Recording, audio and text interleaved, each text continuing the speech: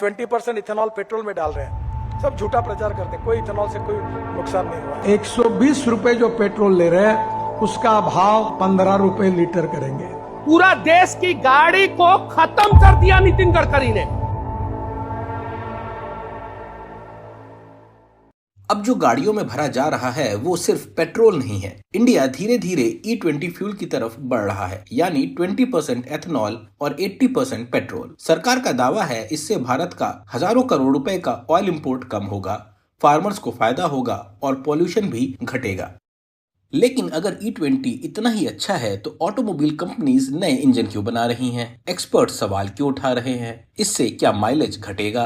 क्या पुरानी कार्स और बाइक्स पर असर पड़ेगा? और सबसे बड़ा सवाल, क्या E20 सचमुच भारत का फ्यूचर है या सिर्फ एक ऐसी जबरदस्ती थोपी गई पॉलिसी जिसको हर व्हीकल ओनर को समझना जरूरी है? आज हम इसकी पूरी कहानी समझेंगे।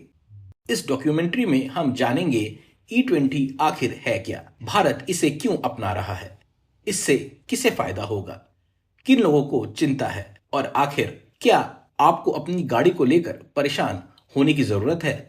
तो चलिए शुरू करते हैं। अगर आपने E10, E12 या E20 जैसे नाम सुने हैं तो इन्हें समझना बहुत आसान है। E का मतलब होता है एथेनॉल और उसके आगे दिया हुआ नंबर बताता है कि पेट्रोल में कितने परसेंटेज में वो मिला है।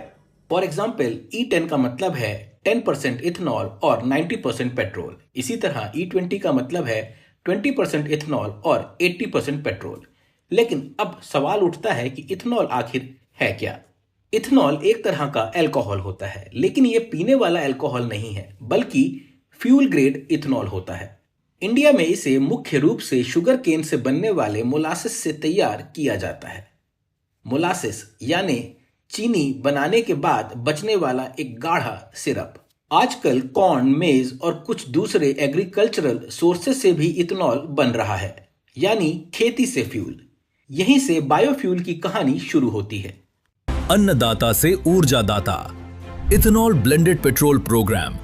सुनने में आइडिया काफी आसान लगता है, लेकिन अगर लोग डेकेड से नॉर्मल पेट्रोल यूज कर रहे थे तो आखिर एथेनॉल की जरूरत पड़ी ही क्यों? इसका जवाब छिपा है भारत की इकोनॉमी में।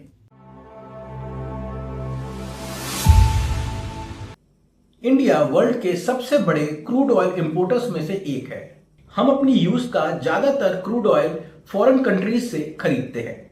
मतलब अगर दुनिया में कहीं युद्ध हो, अगर ऑयल प्रोड्यूसिंग कंट्रीज प्रोडक्शन कम कर दें या इंटरनेशनल प्राइसेस बढ़ जाएं, तो उसका असर भारत पर भी पड़ेगा और आखिरकार आपकी जेब पर भी।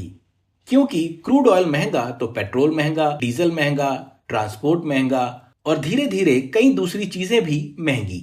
यानी कि फ्यूल सिर्फ फ्यूल नहीं है, पूरी इकोनॉमी से जुड़ा मामला है। यही वजह है कि पिछले कई वर्षों से भारत ऑयल इंपोर्ट कम करने के अलग अलग तरीके खोज रहा है।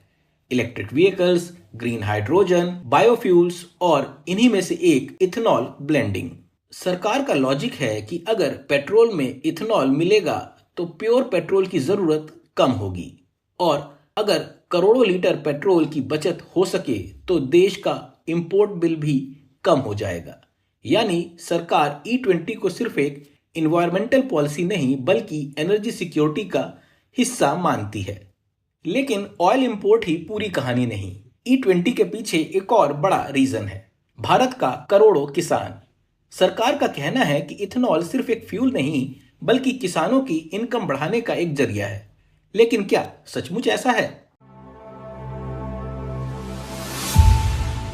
जब भी इथेनॉल या E20 की बात होती है तो सरकार एक और दावा करती है कि इससे देश के किसानों को करोड़ों का फायदा होगा।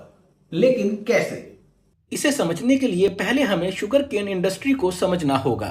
भारत दुनिया के सबसे बड़े शुगर केन प्रोड्यूसर्स में से एक है। हर साल देश में करोड़ों टन शुगर केन उगाया जाता है। इस शुगर केन से चीनी बनती है, लेकिन हर साल चीनी की मांग एक जैसी नहीं होती।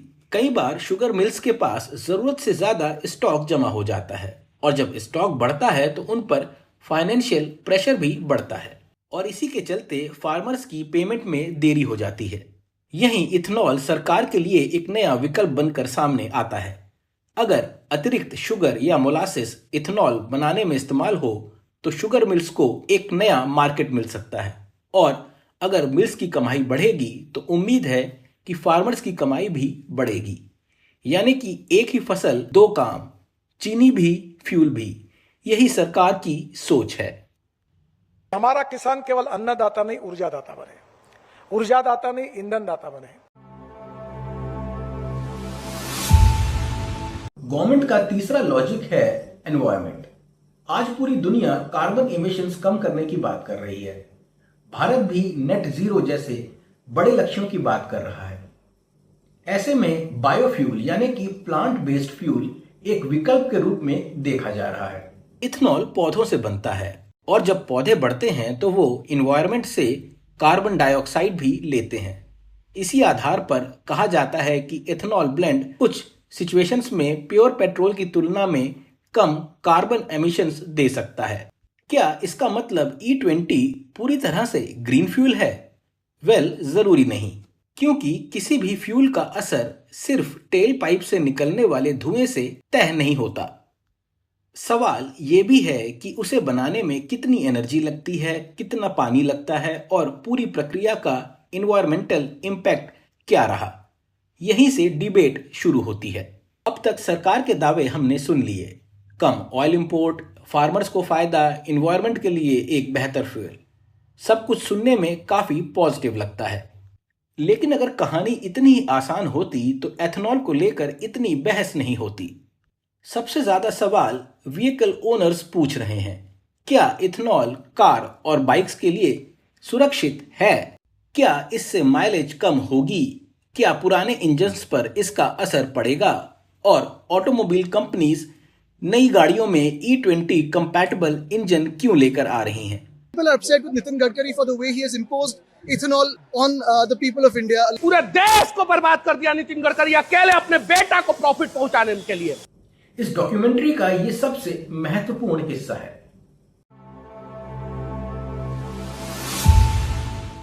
इसका जवाब हाँ और ना दोनों ही है, और इसकी वजह है आपकी गाड़ी की एज और उसका engine design. Actually ethanol normal petrol से थोड़ा अलग बिहेव करता है। ये पानी को ज्यादा आसानी से आकर्षित कर सकता है। इसलिए जब एथेनॉल पॉलिसी बनी तो ऑटोमोबाइल्स कंपनी को भी अपने इंजन्स में बदलाव करना पड़ा। नई fuel lines, rubber components, fuel injectors और इंजन कैलिब्रेशन, इन सभी में बदलाव किए गए ताकि वो इथेनॉल के साथ बेहतर तरीके से काम कर सकें। लेकिन अगर आपकी गाड़ी पुरानी है तो क्या? कुछ मैन्युफैक्चरर्स पुराने मॉडल्स के लिए अलग अलग सलाह देते हैं। कुछ व्हीकल्स E20 कंपैटिबल है, कुछ केवल E10 या उससे कम ब्लेंड के लिए डिजाइन किए गए थे। फ्यूल भरने से पहले अपनी कार या बाइक की ऑफिशियल मैनुअल या मैन्युफैक्चरर की एडवाइजरी देखना सबसे सुरक्षित तरीका है। क्या E20 से आपकी गाड़ी का एवरेज कम होगा? इसका जवाब थोड़ा टेक्निकल है। आइए आसान शब्दों में समझते हैं। एक्चुअली एथेनॉल की एनर्जी पेट्रोल की एनर्जी से थोड़ी कम होती है। यानी अगर दो बराबर मात्रा के फ्यूल की तुलना करें तो प्योर पेट्रोल थोड़ा ज्यादा एनर्जी देता है। इसी वजह से कुछ सिचुएशंस में फ्यूल इकोनॉमी यानी माइलेज थोड़ा कम हो सकता है। लेकिन कितना फर्क पड़ेगा ये कई बातों पर निर्भर करता है। व्हीकल कैसी है, इंजन कैसा है, ड्राइविंग स्टाइल कैसी है। कुछ लोगों को फर्क महसूस हो सकता है। अब आते हैं उस सवाल पर जो एक्सपर्ट्स सबसे ज्यादा उठा रहे हैं।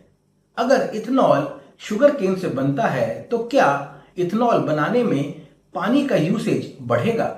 शुगर केन ऐसी फसल मानी जाती है जो कई एरियाज में काफी पानी की जरूरत मांगती है।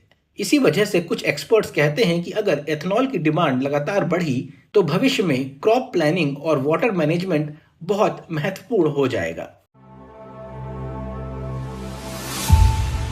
अब तक हमने E20 के लगभग हर पहलू को समझा, सरकार का पक्ष और एक्सपर्ट्स की चिंताएं भी।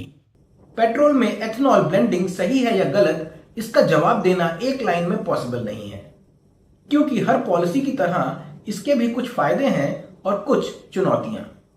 आपका क्या मानना है? क्या इथेनॉल भारत के लिए सही है या भारत सरकार को लोगों की बात सुननी चाहिए और नॉर्मल पेट्रोल का ही प्राइस कम करना चाहिए। पर्सनली मेरा यह मानना है कि सरकारों को कोई भी पॉलिसी सोच समझकर उठानी चाहिए और डायरेक्टली इसे जनता पर थोपना नहीं चाहिए। अगर आपको ये डॉक्यूमेंट्री पसंद आई हो और इंफॉर्मेटिव लगी हो तो इसको लाइक करिए और ज्यादा से ज्यादा लोगों को इसे शेयर करिए। ऐसी ही करंट अफेयर्स, पॉलिसीज, पॉलिटिक्स और भारत से जुड़े तमाम मुद्दों पर एविडेंस बेस्ड डॉक्यूमेंट्रीज देखने के लिए चैनल को सब्सक्राइब कीजिए। मेरा नाम है अनुराग शासन और बाय प्रोफेशन मैं एक इंडियन जर्नलिस्ट हूं। बहुत जल्द मैं आपसे मिलूंगा एक और वीडियो में। तब तक के लिए मुझे दीजिए इजाजत।